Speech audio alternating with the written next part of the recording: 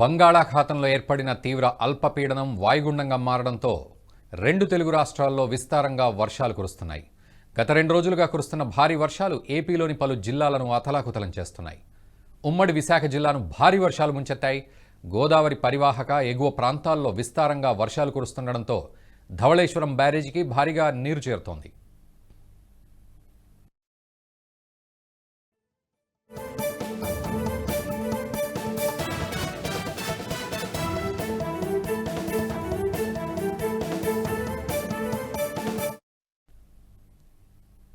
ఉమ్మడి పశ్చిమ గోదావరి జిల్లాలోని కుక్కునూరు, దాచారం మధ్య గుండేటి వాగు వంతెన అప్రోచ్ రహదారి దెబ్బతింది. కొయ్యలగూడెం మండలంలో కన్నాయగూడెం, ఎర్రాయగూడెం మార్గంలో కల్వర్టు కొట్టుకుపోయింది. ఉంగుటూరు మండలం తిమ్మయ్యపాలెం, కొత్తగూడెం రహదారి నీట మునిగి రాకపోకలు నిలిచిపోయాయి. ఇక ఎన్టీఆర్ జిల్లా, విజయనగరం జిల్లా, తూర్పుగోదావరి, కోనసీమ జిల్లాల్లో భారీ వర్షాలు కురుస్తున్నాయి. పలు చోట్ల రాకపోకలు నిలిచిపోవడంతో మరపడవలు కూడా ఏర్పాటు చేశారు అధికారులు.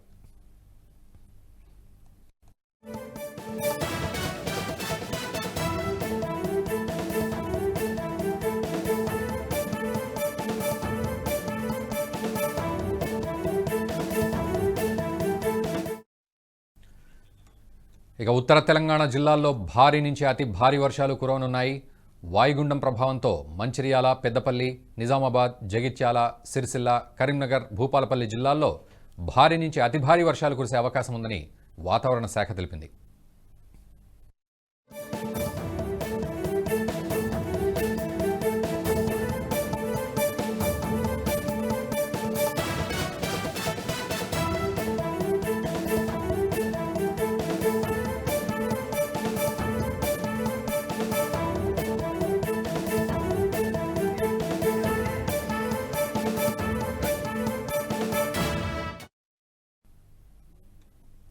భద్రాద్రి కొత్తగూడెం జిల్లా చెర్ల మండలంలోని తాలిపేరు మధ్య తరహా ప్రాజెక్టులోకి భారీగా వరద నీరు వచ్చి చేరింది. ఎగువ ప్రాంతమైన ఛత్తీస్గఢ్తో పాటు తెలంగాణలో కురిసిన భారీ వర్షాలకు జలాశయంలోకి వరద పోటెత్తింది.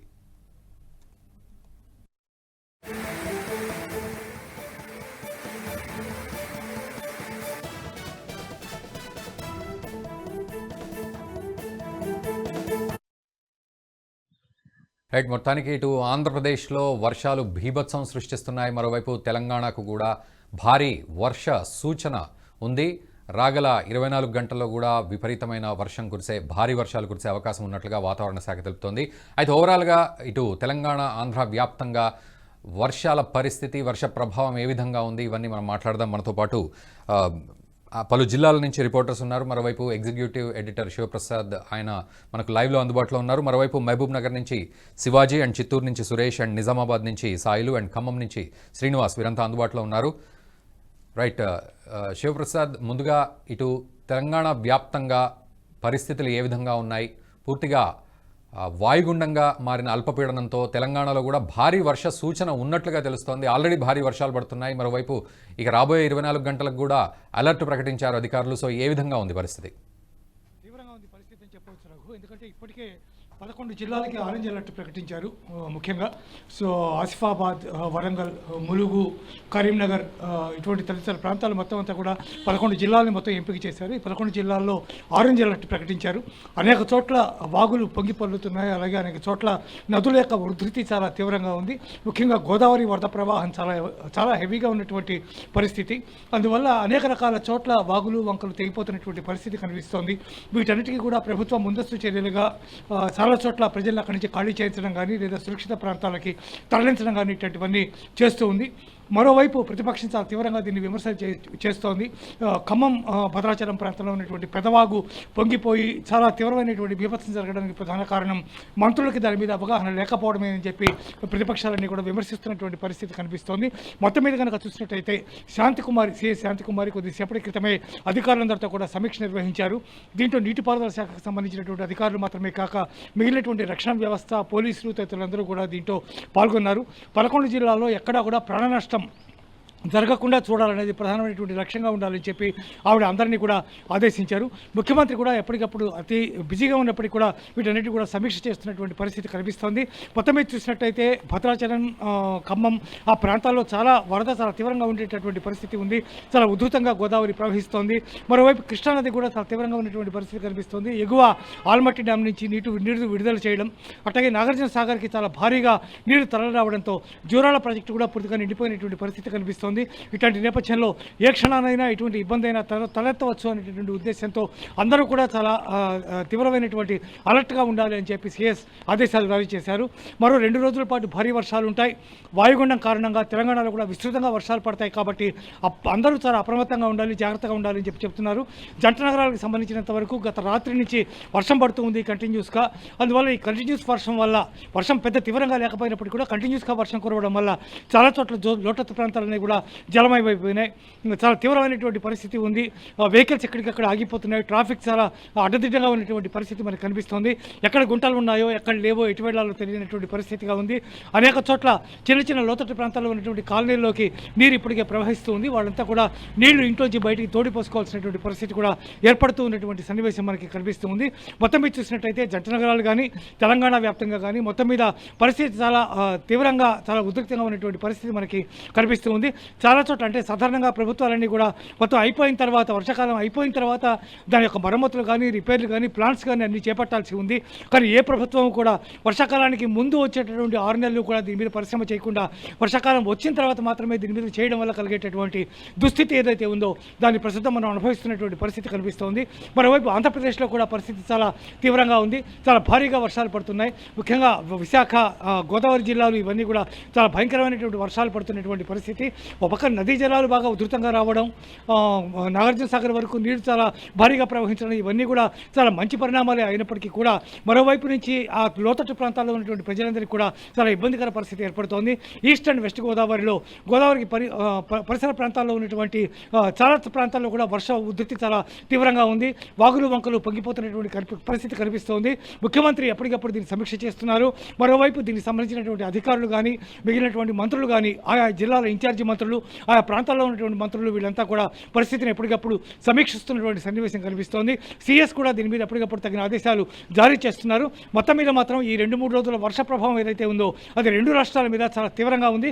ముఖ్యంగా తెలంగాణలో లోతట్టు ప్రాంతాలు ఎక్కడైతే ఉన్నాయో హైదరాబాద్ సిటీతో సహా అవన్నీ కూడా చాలా తీవ్రమైనటువంటి ఇబ్బందులకు గురయ్యే పరిస్థితి కనిపిస్తుంది. నాకు శివప్రసాద్, చివరిగా అంటే టోల్ ఫ్రీ నెంబర్లు ఏవైనా ప్రభుత్వాలు ప్రవేశపెట్టారా? అంటే ప్రస్తుతం ఉన్న సందర్భంలో ఎక్కడైనా సహాయక చర్యలు కావాలి అన్న సందర్భంలో అంటే ఆంధ్రప్రదేశ్కి సంబంధించినంత వరకు మొన్ననే టోల్ ఫ్రీ నెంబర్స్ అన్నీ కూడా అనౌన్స్ చేశారు.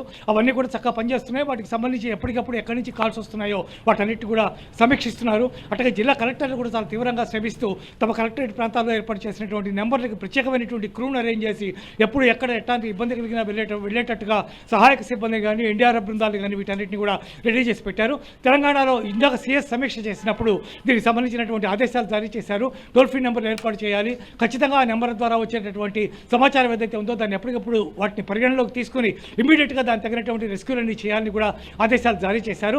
ఆ మేరకు జిల్లా కలెక్టర్లు కానీ, మిగిలినటువంటి అధికార యంత్రాంగం కానీ దాని మీద పనిచేస్తూ ఉన్నటువంటి పరిస్థితి కనిపిస్తుంది. నాకు right, thank you very much Shivaprasad. Right, ఇక నిజామాబాద్ పరిస్థితి ఏ విధంగా ఉంది, అక్కడ అధికారులు ఎటువంటి చర్యలు చేపట్టారు, ఈ అంశాలన్నీ కూడా సాయిలు మనకు లైవ్లో అందిస్తారు. సాయిలు, బంగాళాఖాతంలో ఏర్పడిన అల్పపీడనము వాయుగుండంగా మారి గత 2 రోజుల నుంచి నిజామాబాద్, ఏదైతే కామారెడ్డి అదే నిజామాబాద్, ఉమ్మడి నిజామాబాద్ జిల్లాలో భారీ వర్షాలే కురుస్తున్నాయి. ప్రధానంగా ఈ 2 రోజుల నుంచి ఎడతెరిపి లేకుండా కురుస్తున్న వర్షాలకు అనేక చెరువులు, కుంటలు, ఏదైతే వాగులు పొంగిపొర్లుతున్నాయి. ప్రధానంగా మనం నిజామాబాద్ కి ఏదైతే ఉత్తర తెలంగాణ జిల్లాలకు వరప్రదాయినిగా చెప్పుకుంటున్న శ్రీరామ్ సాగర్ ప్రాజెక్టు కూడా ఏదైతే పైన ఎగువ ప్రాంతంలో మహారాష్ట్ర ప్రాంతంలో కురుస్తున్న భారీ వరద కారణంగా, భారీ వర్షాల కారణంగా పూర్తి స్థాయిలో మనకు నీటి మట్టం పెరిగిపోతుంది. అయితే ప్రధానంగా ఏదైతే ఇప్పటి వరకు 18,000 క్యూసెక్కుల ఏదైతే వరద నీరు మనకు పైనుంచి ఎగువ ప్రాంతం నుంచి శ్రీరామ్ సాగర్ ప్రాజెక్టు చేరుతుందని చెప్పేసి అధికారులు చెప్తున్నారు. అదేవిధంగా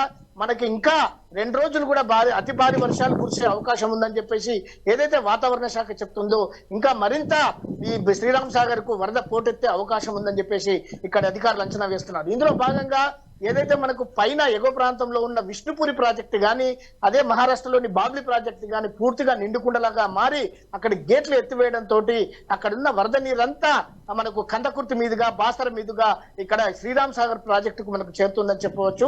ఇప్పటి వరకు దాదాపు దాని కెపాసిటీని ఏదైతే 80 టీఎంసీల కెపాసిటీకి సంబంధించిందో ఇప్పటి వరకు అది ఒక దాదాపు 1087 అడుగులకు సంబంధించిన నీటి మట్టానికి సంబంధించి 1093 అడుగులకు సంబంధించి ఇప్పుడు 1063 ఏదైతే అడుగుల వరకు మనకు చేరుకుంది. అయితే నిల్వ మాత్రం 17 టీఎంసీలకు ఏదైతే కొద్దిగా అటు ఇటు 18 టీఎంసీల వరకు మనకు నీటి నిల్వ ఉందని చెప్పేస్తున్నారు. అవసరమైతే ఇది పూర్తిగా 1087 ఏదైతే నీటి మట్టం అడుగుల వరకు చేరుకుంటుందో అప్పుడు గేట్లు ఎత్తివేస్తామని చెప్పేసి అధికారులు ప్రకటిస్తున్నారు. కాబట్టి ఇందులో భాగంగా స్థానిక ఏదైతే నిజామాబాద్ జిల్లా కలెక్టర్ అక్కడ ఉన్న ఇరిగేషన్ అధికారులతో ఎప్పటికప్పుడు మాట్లాడుతూ పూర్తి స్థాయిలో ఏదైతే శ్రీరామ్ సాగర్ ప్రాజెక్టు అవసరమైతే ఏదైతే 60,000 నుంచి 70,000 క్యూసెక్కుల వరద నీరు మనకు ఆ టైంలో వస్తుందో ఆ సమయంలోనే గేట్ వదలాలని చెప్పేసి ఖచ్చితమైన ఆదేశాలు జారీ చేశారు. అయితే ఇందులో భాగంగా ఏదైతే లోతట్టు ప్రాంతాల్లో ఏదైతే మనకు ఈ శ్రీరామ్ సాగర్ ప్రాజెక్టుకున్న లోతట్టు ప్రాంతాలలో ఉన్న అనేక గ్రామాలను ముందస్తు హెచ్చరికలు జారీ చేయడం జరిగింది. అక్కడ ఉన్న అధికారులు కానీ తర్వాత అక్కడ ఉన్న రెవెన్యూ సిబ్బంది కానీ పూర్తి స్థాయిలో గ్రామాల్లో చాటింపు కూడా వేయడం జరిగింది. ఏ సందర్భంలోనైనా ఏదైతే ఎగువ కురుస్తున్న వర్షాలకు ఏ సందర్భంలోనైనా గేట్లు ఎత్తే అవకాశం ఉంది. కాబట్టి ఈ 2-3 రోజులు జార్లలు కానీ తర్వాత అక్కడ ఉన్న వరద కాలువలకు అక్కడ ఏదైతే కాకతీయ కాలువకు కానీ తర్వాత లక్ష్మీ కాలువకు కానీ సరస్వతి కెనాల్ చుట్టూ ఆ పరిసర ప్రాంతాల్లో ఎవరు కూడా వెళ్ళొద్దు అని చెప్పేసి కూడా ముందస్తు హెచ్చరికలు జారీ చేయడం జరుగుతుంది రఘు. అదే విధంగా ఇప్పుడు కురుస్తున్న వర్షాలకు పూర్తి స్థాయిలో ఏదైతే చిన్న చిన్న చెరువులు అదే విధంగా కుంటలు కూడా ఒక సమృద్ధిగా ఒక నిండుకుండలాగా తయారై జలకలను సంతరించుకుందని చెప్పవచ్చు Raghu. Right, thank you very much Sailu. So విజువల్స్లో మనం చూస్తున్నాం ఎక్కడికక్కడ వరద నీరు పొంగుతూ ఉంది, మరోవైపు పూర్తిగా జలమయమైన పరిస్థితులు కూడా కనబడుతున్నాయి. సో బంగాళాఖాతంలో ఏర్పడిన తీవ్ర అల్పపీడనం కాస్త ఇప్పుడు వాయుగుండంగా మారడంతో 2 తెలుగు రాష్ట్రాల్లోనూ విస్తారంగా వర్షాలు కురుస్తున్నాయి. అయితే గత 2 రోజులుగా కురుస్తున్న ఈ భారీ వర్షాలు ఇటు ఏపీలోని పలు జిల్లాలను సైతం అతలాకుతలం చేస్తున్నాయి. మరోవైపు ఉమ్మడి విశాఖ జిల్లాలను కూడా భారీగా వర్షాలు ముంచెత్తాయి. మరోవైపు తెలంగాణలో కూడా భారీ వర్షాలు పడుతూ ఉన్నాయి. రాబోయే 2 రోజుల్లో కూడా భారీ వర్షాలు ఉన్నట్లుగా వాతావరణ శాఖ హెచ్చరించింది. అయితే మహబూబ్ నగర్ పరిస్థితి ఏ విధంగా ఉందో శివాజీని అడిగి తెలుసుకుందాం. శివాజీ చెప్పండి, మహబూబ్ నగర్లో ఎటువంటి పరిస్థితి ఉంది, అధికారులు ఏ విధంగా అప్రమత్తంగా ఉన్నారు? గత 2 రోజులుగా కురుస్తున్నటువంటి మోస్తరు వర్షాల కారణంగా ఇప్పటికే పలు ప్రాంతాల్లో కూడా చెరువులు కుంటలు పూర్తిగా నిండడం అయితే జరుగుతుంది. అదే విధంగా గత ప్రభుత్వంలో ఉన్నటువంటి ఏవైతే ప్రాజెక్టులు ఏవైతే ఉన్నాయో అసంపూర్తిగా ఉన్నటువంటి ప్రాజెక్టులలో కూడా నీళ్లు వచ్చి చేరుతున్నటువంటి ప్రాంతాలను గుర్తించి ఇప్పటికే అధికారులు అయితే పూర్తిగా అలర్ట్ అయితే చేయడం జరిగింది. అదే విధంగా మహబూబ్ నగర్ జిల్లా కలెక్టర్ సంబంధించిన జిల్లా కలెక్టర్ పూర్తిగా అధికారులతో సమీక్ష నిర్వహించి ఇప్పటికే పలు గ్రామాలకు సంబంధించినటువంటి ఏ దిగువ ప్రాంతాల్లో ఉన్నటువంటి ఏ గ్రామాలు అయితే ముప్పుకు గురవుతున్నాయో ఆ గ్రామాలన్నిటి అలర్ట్ చేసి అక్కడ ఆ ప్రాంతాలకి ముందుగా సమాచారం ఇచ్చి అక్కడ నుంచి వాళ్ళకి మరొక ఏర్పాట్లు పూర్తి చేసేటువంటి ఏర్పాట్లు కూడా మహబూబ్ నగర్ జిల్లా కలెక్టర్లు పూర్తి చేస్తున్నారు. అదేవిధంగా వనపర్తి జిల్లా ప్రాంతంలో ఉన్నటువంటి అతిపెద్ద ప్రాజెక్టు జూరాల ప్రాజెక్టు ఇప్పటికే ఎగువ ఉన్నటువంటి ప్రాంతాల నుంచి నీరు వచ్చి చేరడంతో ఇప్పటికే 70,000 టీఎంసీల వాటర్ ఇప్పటికే చేరుకోవడం జరిగింది. ఎక్కువగా ఉన్నటువంటి అకస్మాత్తుగా 2 రోజుల నుండి కురుస్తున్నటువంటి ఈ యొక్క వరద నీరు ఎక్కువగా వచ్చి చేరడంతో ఇప్పటికే డ్యామ్ బయటికి 50,865 టీఎంసీల వాటర్ ని బయటికి అయితే వదలడం అయితే జరుగుతుంది. ఈ ప్రాంతంలో ఉన్నటువంటి జూరాల ప్రాజెక్టు చాలా అతిపెద్ద ప్రాజెక్టు కాబట్టి ఇప్పుడే చుట్టుపక్కల ఉన్నటువంటి ఎగువకు వచ్చినటువంటి నీరు మొత్తం ఎక్కువగా చేరడంతో ఇప్పటికే 5 గేట్లు పూర్తిగా తిరగడం జరుగుతుంది. 5 గేట్లకు సంబంధించినటువంటి నీళ్లు మొత్తం కూడా దిగువ ప్రాంతానికి చేరుకోవడం జరుగుతుంది. దిగువ ప్రాంతాల్లో ఉన్నటువంటి గ్రామాలు కూడా అధికారులు మొత్తం జిల్లా అలర్ట్ చేయడం జరిగింది. అదేవిధంగా గ్రామాల్లో కూడా అనేకమైనటువంటి చిన్న చిన్న వర్షాభావ ప్రభావం కారణంగా వచ్చినటువంటి అంటువ్యాధులు ఏవైతున్నాయో ఈ అంటువ్యాధులను కూడా ప్రజలను రక్షించాలని చెప్పేసి జిల్లా వైద్య ఆరోగ్య శాఖకు సంబంధించిన అధికారులు కూడా ప్రజలను అప్రమత్తం చేసినటువంటి ప్రయత్నం అయితే కొనసాగుతుంది. అదేవిధంగా నాగర్ కర్నూలు జిల్లాలో ఉన్నటువంటి నార్లాపూర్ డ్యాముకు సంబంధించినటువంటి గత గత మాసంలో ఉన్నటువంటి కేసీఆర్ ప్రభుత్వంలో ఉన్నటువంటి కేసీఆర్ ఓపెన్ చేసినటువంటి ఏదో డ్యామ్ ఉందో నారాపూర్ డ్యామ్ లో కూడా కొన్ని వాటర్ వచ్చి చేరడంతో అక్కడ మోటార్లు ఉడక మొరాయించడం ఉడక ప్రస్తుత కనబడుతుంది. అదేవిధంగా పూర్తి స్థాయిలో దిగువ ప్రాంతంలో ఉన్నటువంటి ఏదైతే గ్రామాలు అయితే ఉన్నాయో ఆ గ్రామాలు అయితే ముప్పుకు గురి కాకుండా వాళ్ళకి ఆల్టర్నేషన్ అనేటువంటి ఆ సదుపాయాలు అయితే ఏర్పాట్లు చేయాలని చెప్పేసి ఇప్పటికే జిల్లా యంత్రాంగం జిల్లా కలెక్టర్లు కూడా ఏర్పాట్లు పూర్తి చేస్తున్నారు. అదేవిధంగా గత 2 రోజుల నుంచి జిల్లా యంత్రాంగం జిల్లా కలెక్టర్లు కూడా గ్రామాలను సైతం చుట్టుముట్టేస్తున్నారు. ఏ ప్రాంతాలు అయితే అప్రమత్తంగా ఉండాలో ఆ ప్రాంతంలో ఉన్నటువంటి గ్రామీణ ప్రజలకు జిల్లా కలెక్టర్లు జిల్లా యంత్రాంగం మొత్తం కూడా పూర్తి భద్రతా ఏర్పాట్లు పూర్తి చేసే విధంగా ఒకవేళ అకస్మాత్తుగా వచ్చేటువంటి వర్షాలను కూడా తట్టుకునే విధంగా కూడా ఏర్పాట్లు పూర్తి చేసేటువంటి పరిస్థితి మహబూబ్నగర్ ప్రాంతాల్లో కనబడుతుంది. Right, thank you very much Shivaji. So మొత్తానికి గోదావరి పరివాహక ఎగువ ప్రాంతాల్లో కూడా విస్తారంగా ఇప్పుడు వర్షాలు కురుస్తుండడంతో అటు ధవళేశ్వరం బ్యారేజ్కి కూడా భారీగా వరద నీరు చేరుతోంది. మరోవైపు ఉమ్మడి పశ్చిమ గోదావరి జిల్లాలోని కుక్కునూరు దాచారం మధ్య గుండేటివాగు వంతెన అప్రోచ్ రహదారి దెబ్బతింది. కొయ్యలగూడెం మండలంలో కన్నాయగూడెం ఎర్రాయిగూడెం మార్గంలో కల్వర్టు కొట్టుకుపోయింది. ఉంగుటూరు మండలం తిమ్మాయిపాలెం కొత్తగూడెం రహదారి నీట మునిగి రాకపోకలు నిలిచిపోయాయి. ఇక ఎన్టీఆర్ జిల్లా విజయనగరం జిల్లా తూర్పుగోదావరి కోనసీమ జిల్లాలో భారీ వర్షాలు కురుస్తున్నాయి. మరోవైపు చిత్తూరు జిల్లాలో కూడా భారీ వర్షాలు కురుస్తున్నాయి. సో చిత్తూరు జిల్లాలో పరిస్థితి ఏ విధంగా ఉంది, అధికారులు ఏ విధంగా అప్రమత్తమయ్యారు, ఇక తిరుమల తిరుపతి చుట్టుపక్కల కూడా ఏ విధంగా ఉంది పరిస్థితి, ఇవన్నీ అడిగి తెలుసుకుందాం. చిత్తూరు నుంచి సురేష్ మనకు లైవ్లో అందుబాటులో ఉన్నారు. సురేష్, చెప్పండి, ఓవరాల్గా చిత్తూరు జిల్లాలో ఎలాంటి పరిస్థితి నెలకొంది, అధికారులు ఏ విధంగా జాగ్రత్తలు పాటిస్తూ ఉన్నారు, అప్రమత్తమయ్యారు? ఏదైతే అల్పపీడనంగా ప్రారంభించినటువంటి తుఫాను వాయుగుండం మారడంతో రాష్ట్ర వ్యాప్తంగా కూడా కృష్ణమ్మ పర్వలతో గోదావరి ప్రవాహంతో అయితే కొనసాగుతుంది.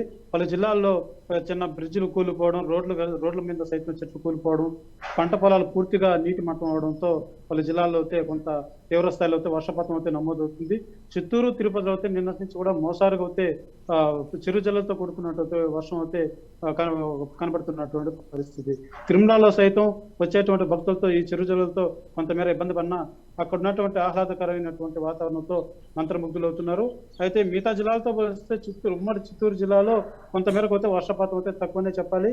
రానున్న 24 గంటల్లో అమరావతి నుంచి వెలువడినటువంటి వాతావరణ శాఖ ప్రకారం రానున్న 24 గంటల్లో ఈ వాయుగుండం తీవ్రత చూపేటువంటి ప్రభావం ఉంది కాబట్టి జిల్లాలోని యంత్రాంగం కూడా అప్రమత్తంగా ఉండాలని, ప్రజలంతా కూడా పురావక శాంత అయినటువంటి ప్రాంతాల్లో తలదాచుకోవాలని, లోతట్టు ప్రాంతాల్లో ఉన్న వాళ్ళు కూడా తగు జాగ్రత్తలు పాటించాలని, అలాగే విద్యుత్ శాఖకు సంబంధించి కూడా అనేక చోట్ల విద్యుత్ వైర్లు తెగపడేటువంటి ప్రమాదాలు ఉంటాయి. కొన్ని చోట్ల రోడ్లు కూడిపోయిన ఊర్లకు సంబంధం లేని విధంగా మధ్యలో గండు పడినటువంటి పరిస్థితులు కనబడుతున్నాయి. ఓవరాల్ గా వస్తే జిల్లా వ్యాప్తం ఆంధ్రప్రదేశ్ వ్యాప్తంతో కురుస్తున్నటువంటి వర్షాలకు పోతే జిల్లా యంత్రాంగాలు కూడా సంసిద్ధంగా అయితే ఉన్నాయి. ఎటువంటి ఇబ్బందులు లేకుండా ప్రజల్ని చేర్చేటువంటి అయితే జరుగుతుంది. Right, thank you very much Suresh. Right, ఓవరాల్గా బంగాళాఖాతంలో ఏర్పడిన తీవ్ర అల్పపీడనం వాయుగుండంగా మారడంతో 2 తెలుగు రాష్ట్రాల్లో విస్తారంగా వర్షాలు కురుస్తున్నాయి. గత 2 రోజులుగా కురుస్తున్న భారీ వర్షాలు ఇటు ఏపీలోని పలు జిల్లాలను అతలాకుతలం చేస్తున్నాయి. ఉమ్మడి విశాఖ జిల్లాను భారీ వర్షాలు ముంచెత్తాయి. ఇటు గోదావరి పరివాహక ఎగువ ప్రాంతాల్లో విస్తారంగా వర్షాలు కురుస్తుండడంతో ధవళేశ్వరం బ్యారేజ్కి కూడా భారీగా వరద నీరు చేరుతోంది.